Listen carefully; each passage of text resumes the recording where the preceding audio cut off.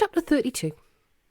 Neville, the new part-time barman, pushed the 2 brimming pints of large across the polished countertop and chalked the difference onto Pooley's slate, a mistake he would soon, through experience, come to rectify. He studied the 2 men who now sat before him. The sudden change in them was dramatic. It was as if they'd aged by 20 years, literally overnight, and the state of them! Their clothes hung in ribbons. Evidently, they had taken work in the building profession and experienced a hard morning's graft. The 2 men stared beyond his crisp right shoulder, as if not noticing him.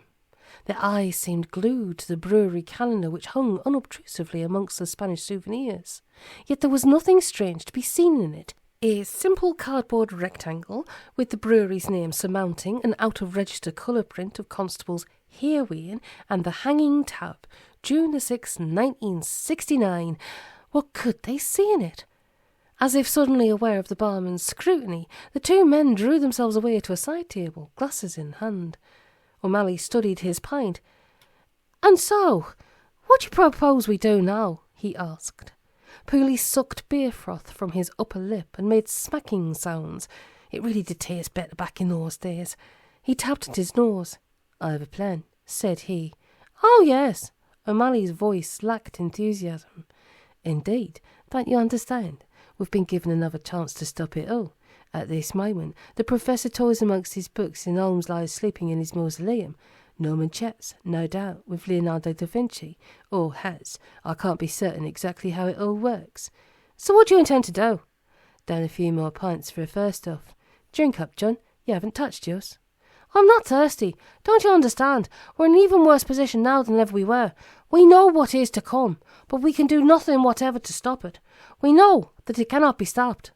"Oh, fish," said Jim Pooley. Delving into his trouser pocket, he drew out a bulging drawstring pouch. "Didn't know I had these, did you?" he asked, weighing it in his hand. "Pooley's ace in the hole." Omally extended his hand, but Jim held the thing beyond reach. "No touching," he said. "Oh, mine, but you can have a peep." He loosened the neck of the pouch and held it tantalizingly open. Omally peered forward. "Diamonds!" he gasped. "A king's ransom." "I should say, at the very least. I was going to have some cufflinks made up, but in all the excitement I completely forgot. I have no doubt they are synthetic, but nobody in this day and age is going to know that." "So what do you intend to do with them?" "I'm going to become a philanthropist," said Jim. "I'm going to build a church." "A church?" "A cathedral. And do you know where I'm going to build it?" Omally nodded slowly. "On the bomb site." "Exactly. No dirty big satanic buildings are going to come springing up from consecrated soil. What do you think? Brilliant, eh?" Omally leant back in his seat, his head nodding rhythmically. "Brilliant! You almost cracked it." "I don't know about almost." "I do." O'Malley's eyes flickered up towards Jim's. His hand moved towards his trouser pocket, wherein nested a small black box, attached to which were a pair of wicked-looking rods. John O'Malley cleared his throat with a curiously mechanical coughing sound. "Hand me the diamonds, Jim," he said in a cold, dead voice. "We have other plans for them." Pooley's mouth dropped open in horror. Clasping his diamonds to his bosom, he kicked over the table onto the robot double of his dearest friend and made for the door.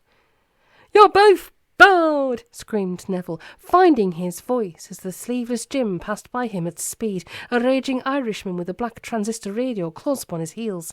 As the 2 pounded off up the Ealing road, they all but collided with a brace of young gentlemen who were strolling towards the Swan, studying a racing paper. "Did you see what I just saw?" asked young Jim Pooley, rubbing at his eyes and squinting off after the rapidly diminishing duo. Young John O'Malley shook his head. "No," said he, "I'm certain that I could not. How do you fancy lucky number for the 3:15? What, out of that new Latinus and Romef stable? I wouldn't put my money on that."